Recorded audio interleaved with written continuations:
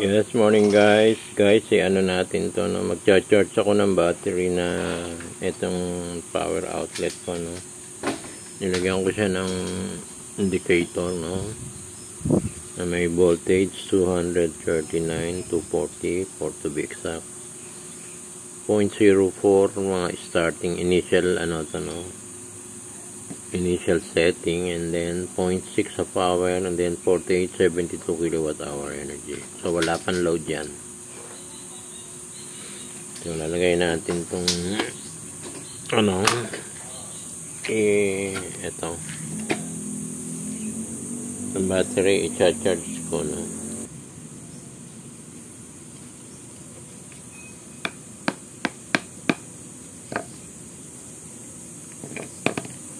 Negative.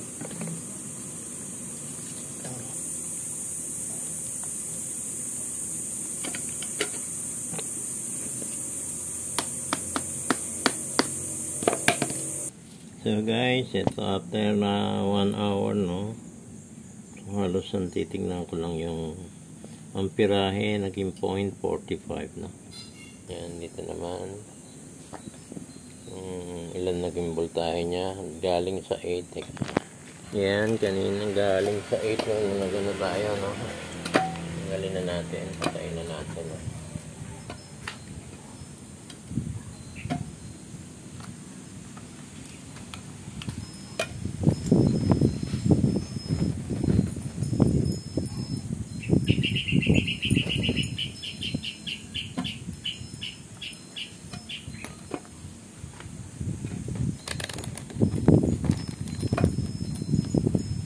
Tingnan natin kung umangat after 1 hour, no? From 8 to ngayon, umarga na siya, naging 12:40. Okay, tagumpay siya. And then tingnan natin siya dito.